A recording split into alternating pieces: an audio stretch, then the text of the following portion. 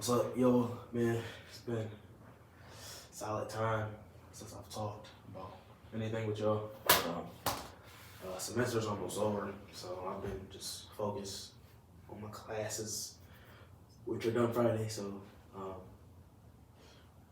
Um, so tomorrow,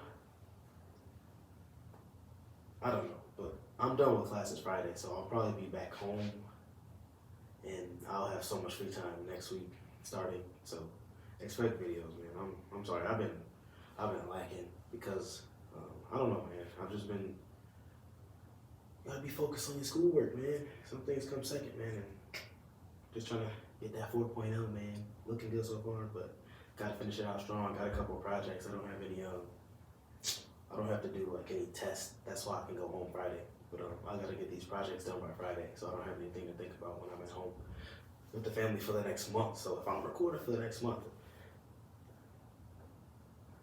but yeah. So I'm gonna talk right now about football. I'm gonna start with football and with basketball. That's how I'm gonna start doing it now. So the clear cut best team in football is the San Francisco 49ers. They massacred the Eagles, man. Gave them their second loss of the year. It's that like you see like a rivalry like the Cowboys and the Eagles or something but that's more even and competitive.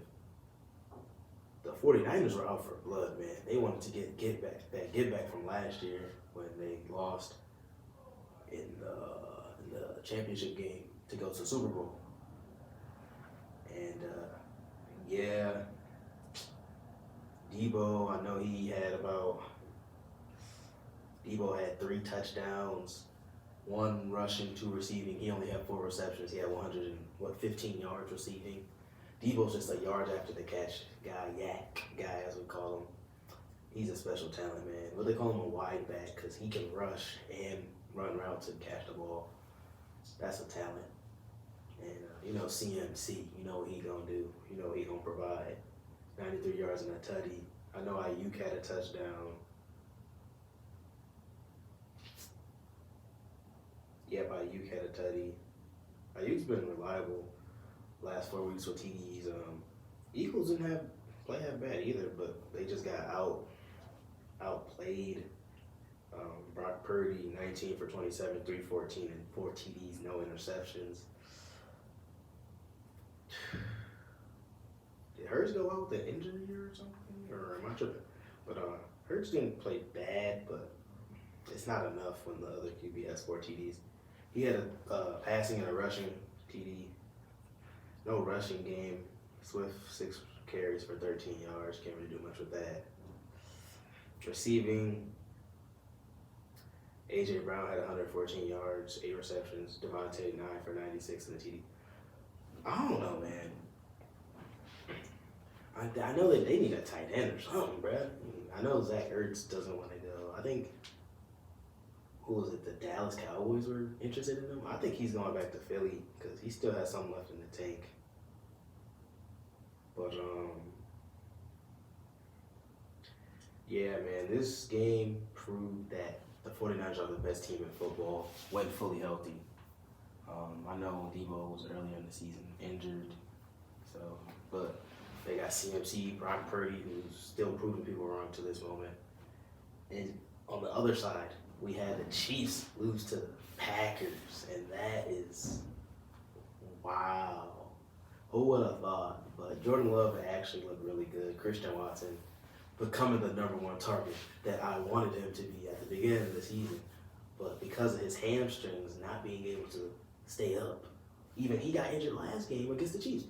He has so many hamstring injuries that are keeping him from becoming that wide receiver 1 that he should be and he was before he got hurt. But yeah, man, if I had to rank the teams after last week, I'd go 1. Well, I'm not gonna do mine. I'm gonna look at this right now. I'm looking at I'm looking at is this an NFL? Yeah, this is an NFL.com thing, and so their power rankings are Niners, Ravens, solid. Uh, Eagles dropped to 3, Cowboys 4, Dolphins 5, Chiefs 6, Lions 7, Jags 8, Texans 9, Browns 10. Okay, that's solid. Um, so personally, I think 1 is correct. Ravens 2, that's alright with me. Eagles 3, that's alright. 4 Dallas, yeah. 5 Dolphins, Chiefs, Lions. That's a good top 7. That's a good top 7. I'll agree with that top 7. Only because the Lions lost to the Packers, they can't be like top 5. But if they don't lose to the Packers, they are top 5. I assume maybe top 3. But I think the top 3 teams in football are the Niners, Eagles, Ravens, no order. I think Niners are 1 regardless. But yeah, man, I really fell off, but I'm coming back with the football content, man. It's gonna come back and it's gonna be in full effect.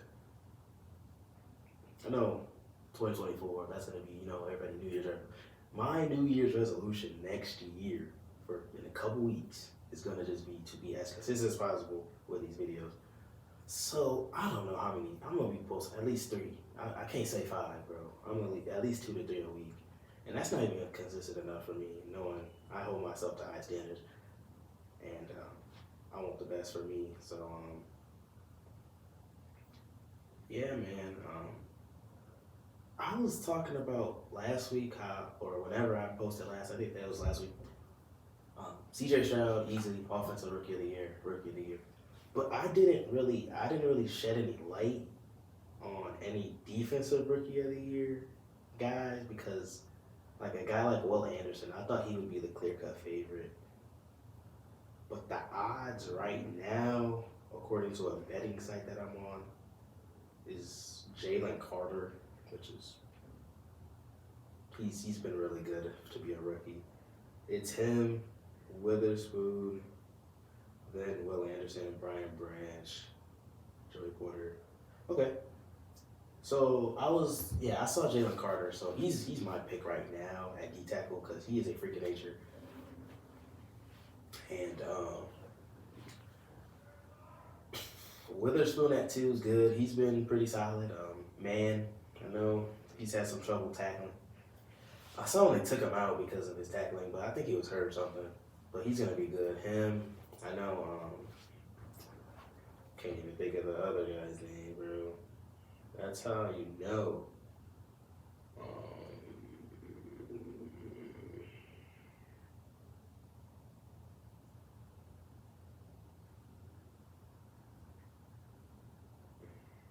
This ain't helping me none, but y'all know what I'm talking about. It's Witherspoon,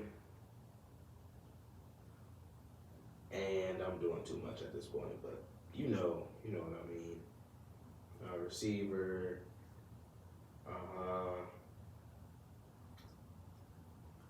bro, Woolen. Jesus Christ, I can't think of his name off the top of my head, but like people are like he's getting exposed, but him and Witherspoon, once they get fully developed, I know they're both, one's a first year, one's a second year, so they're both gonna develop together and be elite on both sides. One on the left, one on the right, but they're both gonna be good. I know Witherspoon's tackling has been iffy, but that can be worked on. Yeah. I'm gonna talk about some performances.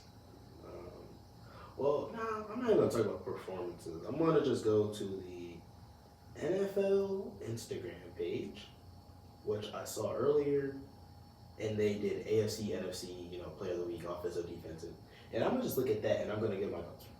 So AFC Player of the Week on the offensive side of the ball is Jake Browning. So I saw something about Jake Browning being a monster in high school. If I'm not mistaken, he threw for 96.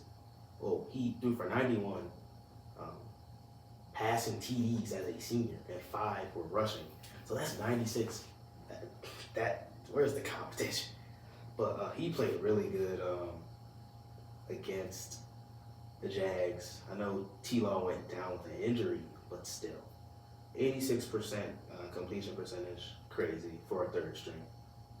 354 yards, 2 total touchdowns, 115 passing rating. A lot of people have been asking and questioning why Browning hasn't gotten a chance until now, but that's just how it works sometimes, bro. You gotta find a gem, like a guy like Brock Purdy, like for instance, like who was behind Trey Lance, Jimmy G, both of those guys, and he was actually good when he was given the spot. So it's just a matter of being ready when your name is called, man. And then NFC is Debo. Close second had to be DK Metcalf, but like,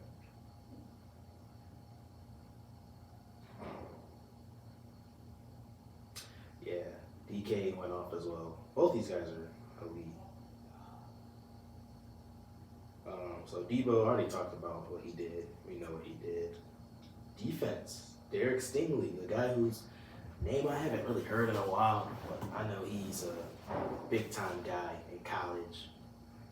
Didn't play, but he was a young guy who was able to learn and grow from guarding guys like Jamar Chase and Justin Jefferson. So I'll bet my money on him being good because the reps that he probably had with those guys, like he was actually good at defense as a youngin. I know they were like his best years were his freshman and sophomore. It don't matter, bro. And he had 4 pass deflections, 2 TDs, 2 interceptions. And I'm looking forward to him becoming one of the best, man, if he can continue to work on his game because he has all the potential. We saw what he can do. And you only get better. I don't believe in getting worse, bro. I just think the competition gets better. It's hard for you to get worse at something that you work for. So that's something I think about in life, man. You don't really get worse. People around you just get better. You can get worse, but like in reality, your competition just gets better. And then for the NFC defensive, Antoine Winfield Jr., 8 tackles, 3 pass deflections, 2 tackles for loss, 1 sack, and an interception. That is a crazy stat line for one game. We know Antoine, Honey Badger, 2.0 as they were calling him. And then I'm not going to talk about special teams, but J.K. Scott for the AFC, 8 punts, 46 yards per punt, longest was 62. And he had an inside the 20 that landed at 7. And then Jalen Reeves-Maybin for the NFC, 6 tackles, 4 special teams tackles, and 1 pass deflection. That's insanity too, for being the special teams guy too. I have another topic I want to talk about, and that's college football. The playoff, man. You know me. I've become a bigger college football guy. You know me. I'm a big basketball guy. But so we got the college football playoff, man. And if I had to have a prediction, I don't even know, bro. I just know that people. I'm gonna talk about the complaints about FSU. In order for FSU to make it, I think they would have had to beat Louisville by more. Cause Louisville, who did they play the other week? And I was watching it, man.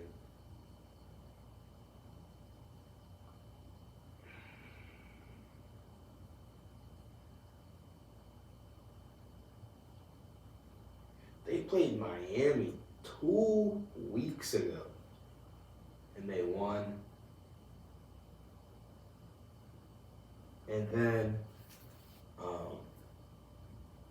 they lost to Kentucky last week. And then this week, you know what I mean by last week, the week before. And then they lost to FSU. If FSU needed a chance, they would have had to have Jordan Travis or even their second string. That game was too close for them to make the college. I don't care if they're undefeated, bro. Come on. I'm not trying to see that, man.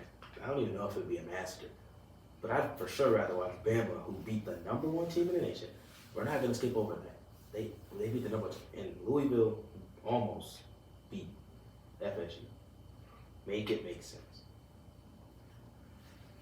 I just think that Bama, me as a MSU guy, but over the last couple of years, man, those Bama receivers have made me fans. I'm just a big receiver. I'm like a fan of receivers and seeing guys like John Mechie. Pray he gets a chance in the league, man. He was very talented at Bama before the illness came when he was. Yeah, bro, that sucks, man. J-Mo, Jerry Judy, Waddle. Like I've been watching I was watching Bama for the receivers, and like Matt Jones was looking like a 5-star, slinging the ball to Devontae Smith, John Mechie, Jerry Judy. He didn't sling to Jerry Judy, but you know what I mean. Najee Harris was in that backfield. I don't know, bro. I just become a Bama fan just because I'm not like a bandwagon. I'm just a fan of who they produce. And on the other hand, as a Michigan State fan, we don't know how to speak about thoughts on Michigan. We trying to get them boys up out here. So give me Bama. But that 2-3, I think Texas takes that. And I think we see Bama, Texas for that rematch that we've all been waiting for, man. And I don't know, bro. Washington always lets up so many points, but they could also sneak in. I think it's Bama versus whoever wins that. Because that's a close matchup. I've never really seen a Pac-12 and a Big 12 matchup like that. So that'll be good to see. But I'm not going to write Michigan out. You can't write Michigan off ever. They're number one team in the nation after that Georgia loss. So you got to give them the respect. But this is a very close 4. But if out of all the teams I think Michigan wanted to see first, it would not have been Bama. You could have gave them Texas. Give them Washington, but not Alabama. And, yeah, man, I think I'll rock with Bama all the way. And, yeah, so that's really all I have for football today, man. Good little yap about football.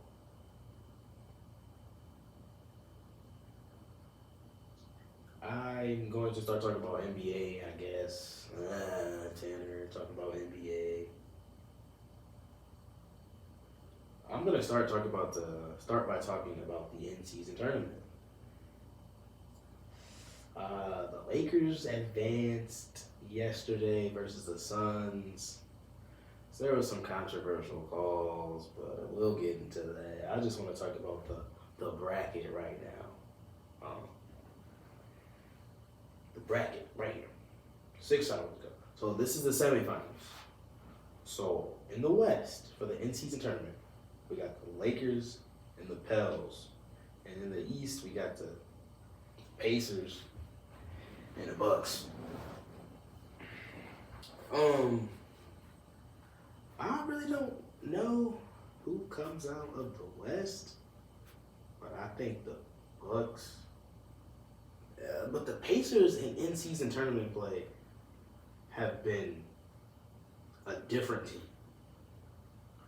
Tyrese Halliburton making his case for one of the best point guards in the game. Tyrese Halliburton to me is Steve Nash 2.0 with a better bag. You can't compare him to Magic Johnson. No, he's like Steve Nash with a better offensive bag. And the point guard position is natural for him. That's what happens when I didn't like what they had going on in Sacramento, man. So the Pelicans are healthy. Zion here. CJ's back. Thank God he got through that punctured lung, man. That's a scare for a squad. Your starting point guard goes out with an injury like that. But B.I., we know B.I. Jim Rat, he's a bucket getter. Versus the Lakers, who might have gotten away with one yesterday. That loose ball, timeout call, like they weren't even. I'm not gonna talk about it, bro. They advanced after. Still, Austin Reeves hit a big 3 ball, a little nice snatch back. Yeah, I was watching yesterday. Bucks. We know the Bucks. Giannis, Dame, even Brook Lopez. Brook Lopez looking like he still got some time in the tank because he can when you add the element of shooting to your game, it adds so much more time to your career. And he's still a really good defender too. And we know Giannis. We know Giannis can do. Dame's efficiency is growing. Surprised the Celtics ain't make it, but again, I said the Pacers have been playing at an exceptional level in the in-season tournament, so I can't even be mad at them for making it. I don't even think they lost a game yet in the in-season tournament. So yeah. So I think who I think gonna win it all. I think if the Bucks make it, they win. Either way. But if the Pacers make it somehow, I think whoever wins out of the West is gonna win. Yeah, so that's my thought. So it's gonna be either the Bucks, Lakers, or the Pels. So if I had to make a decision, I think the Pels will beat the Lakers. So I think so. I think don't quote me on it though. That's gonna be a good game. Just like the game yesterday versus Suns. Very tight. It does feel like playoff basketball. People were hating on the in-season tournament, but like I like it. I like it. It makes teams stop tanking. Just as one of my friends said earlier. Like all the tanking, now that Victor's in the league, teams aren't even tanking like that. Everyone's trying to compete because there's an in-season tournament. So I like that. Adam Silver, man, he's being a good commissioner, man. I like what he's doing with the NBA. One thing I want is an expansion team because there's too many lottery picks going to. That's not his fault that they go into the G League. Like there needs to be an expansion, a few expansion teams with an expansion draft some, protect some players, and there's a draft, rookies. Like, cause I don't get it. Some teams just don't want to play guys. Like Imani Bates is averaging like 27, 28 points per game in the G League. And you're telling me you can't find minutes beside Garland and Mitchell for that guy. I don't know, man. I don't know. But to move on. The Magic, I've talked about them already. I think how they've come along and they've been playing exceptional basketball.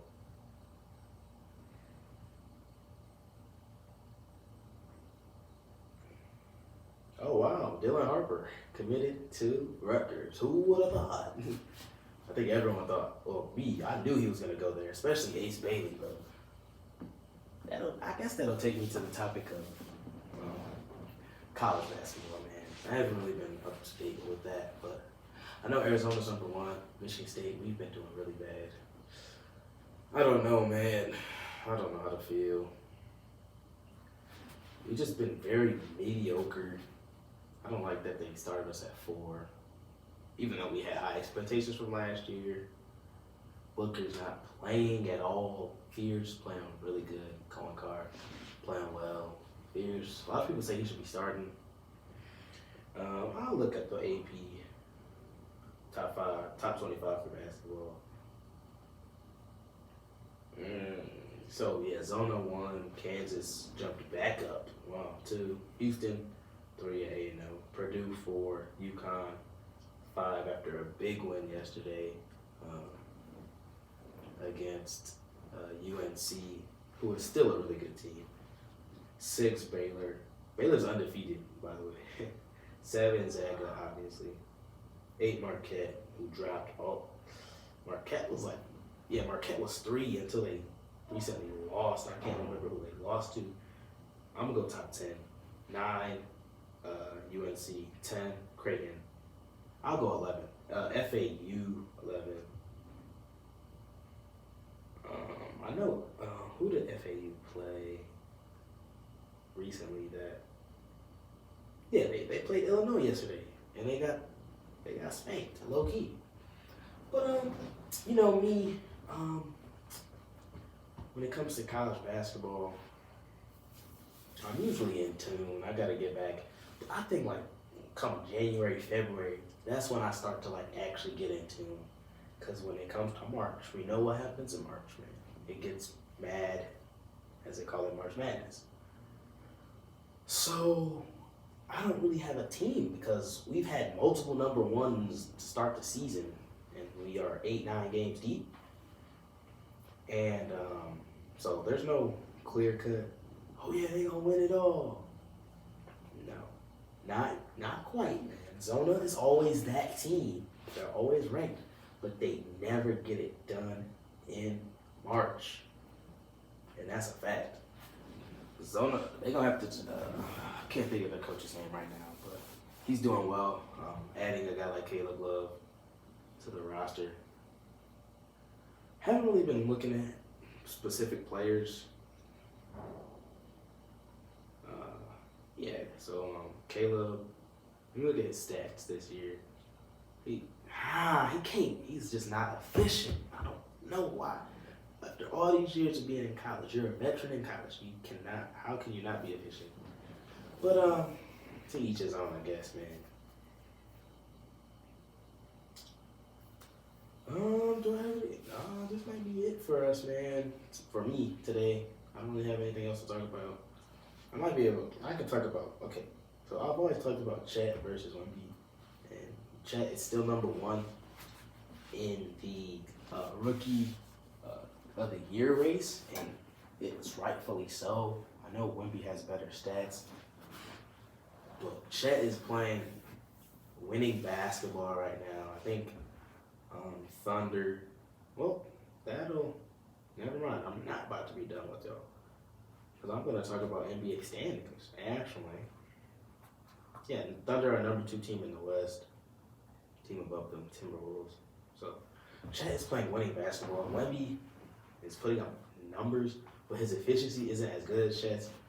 Chet is shooting like 50, 40, 87. Like, that's insane for a big man. I know he's supposed to be shooting. Well, you're a big man, but like he's not that type of big man. When you shoot 3 balls and you stretch your game and expand your game, it's gonna be your field goal percentage isn't gonna be that high as a guy.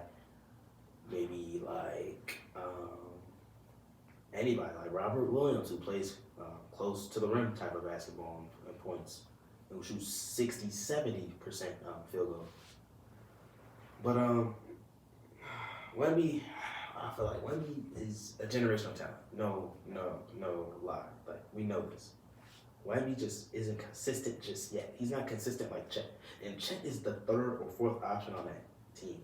Behind Shea. I'm not going to say his name. Allegations. Dort. And J-Dub. He might be 3 or 2 now because his numbers are speaking volumes, but still. You see the impact he's came in. This is basically the same team as last year, plus him. You see what the impact he's making. His defense. He's that one guy who doesn't matter. It doesn't matter who's jumping. He's going to jump. He's going to get posterized. He's already gotten posterized like 3 or 4 times this season. And that's going to keep happening. If you continue to contest, then that's how you get better. If Chet and Wemby, it's always those two. If they add weight and muscle, mass, it'll be scary. I'm not even gonna talk about my Pistons right now, bro. I was just thinking about like how Matas Buzelis he's gained tremendous amount of weight. He had his G League Ignite debut yesterday. He played alright, but he's gained a lot of weight since training in the G League Ignite. And he's a big boy too. He's about 6'10", but he's a very he's like a more skilled Franz Wagner. They play like the exact same type of basketball. He's just bigger. He's taller, lankier. I think he has a deeper back. Maybe they love that Euro step. I'm gonna talk about NBA standing right now. So Celtics, Bucks, Magic are playing good back. I was doubting them before the season. I was like, Paolo Fangirl for the average 25, and I was like, the Magic aren't going to be good. That's all I was saying. They proved me wrong. They 14-6 right now. Sixers 12-7, solid regardless. Knicks 12-8, Pacers 11-8, Heat 11-9, Cavs 11-9, Nets 10-9. And then after that, everybody else is negative. Well, Hawks are negative 9-10. All right. So Western. Timberwolves. I was talking about them. I've already talked about them before. Timberwolves 15-4. Thunder 13-6. Nuggets 14-7. Lakers 13-9. Okay, it's not like it's only 4 games above, but still. Kings 11-8, Mavs 11-8, Suns 12-9, Pels 12-10. And then everyone else out of that is negative, with the Clippers being 9-10. I'm gonna talk about the Clips, man. Clippers, I don't know what to say about the Clippers. And you know that the name we all gonna point to James Harden. And I will too. James is too nonchalant for me. He's always been nonchalant. But he's at his most nonchalant as a player state that I've seen. Like I watched them versus the Warriors on that back-to-back where they lost the first and then won the second. And I know they're like, James, but he averaged 1.5 steals. He's not a defender. He's a cone out there. James Harden is not aggressive enough on both sides of the ball. And you see guys like PG, he's been struggling recently. Kawhi, he playing the 4. Terrence, man, I don't know what he's doing out there. And Zubac, who's playing good. Bones Highland not playing. Westbrook, sometimes he might not play. PJ Tucker, who they got in that trade, not playing. DNP, not scoring, not doing anything significant. I don't know, man. That's always gonna be a weird team, bro. It's hard to be as good as a team like the Warriors when they had KD, when you have so many ball dominant players on your team. That's why I was hating on that Kyrie and Luka. They're both ball dominant, even though Luka is literally right-handed James Harden. He is. And he's doing what Harden was doing at a way younger age. And it's so, like, I see too many similarities between the two to say that he's not, like, right-handed James Harden, white James Harden, whatever you want to call him. But, yeah. I already talked about the Timberwolves, their defense. Thunder talked about them. Shea putting up numbers. Nuggets, I know Murray's been out. Jokic still putting up insane numbers. He might go for another MVP. Jokic is gonna. Jokic, I've already talked about this. He gonna average 26 plus, 10 plus, and 8 plus assists a game for the rest of his career. I'm sorry. And how do you say no to an MVP? I don't know. Lakers, LeBron still playing good. AD was decent yesterday against the Suns, but the Suns did make a comeback. Kings. Oh, I saw something about De'Aaron. He turned down a 2-year, $105 million contract before the season because he wants to become an All-NBA player and make more money. Me, if I know my caliber, if I know my worth, if I know I can average 25, I'm going to take that deal for the next 2. And then we're going to upgrade that to $70 million a year. But to each his own, man. That's putting trust in yourself too, though. Knowing and believing that you're going to be an All-NBA player. But still, bro, that's $100 million in 2 years. Like, who not taking that deal? Let me know in the comments if y'all going to take that deal or not. Oh, I'm only here. I'm going to be here for a few more minutes with y'all, man. I already talked about Clips. Pels, Zion, he got to just be more consistent. I already talked about them. Mavs doing good this year. Luka, Kyrie's not doing as well. I already talked about Derek Lively, Little Tyson Chandler. Celtics, best team in the league in my opinion. Them or the Timberwolves. Bucks, right behind them. Magic, we'll see later in the season. But I think they can do it. They got the pieces. Sixers, contender. Knicks, I don't know about a contender. They lost by 20. Pacers, I don't know about contender. You're going to have to get me mid-season All-Star break type. You feel me?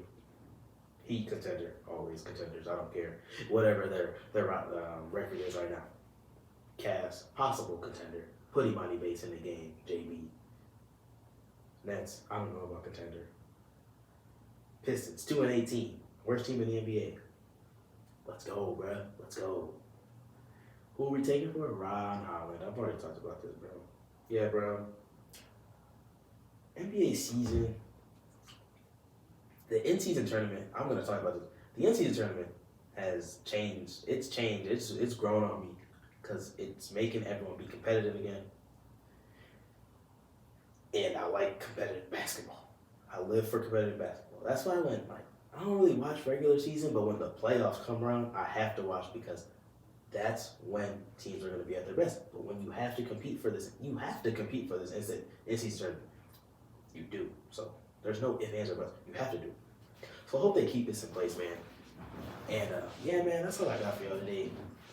Like, comment, share, subscribe, obviously. Get me to 100 subscribers before Christmas.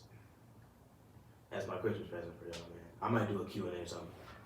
But yeah, man, that's all I got for y'all today. Semester almost over, man. 2024 on the clock, which means more content. Hopefully I can go work for the state news, bruh. Start writing again. Be more consistent with my writing too. Probably gonna apply for that for next semester. But yeah, thanks again, guys.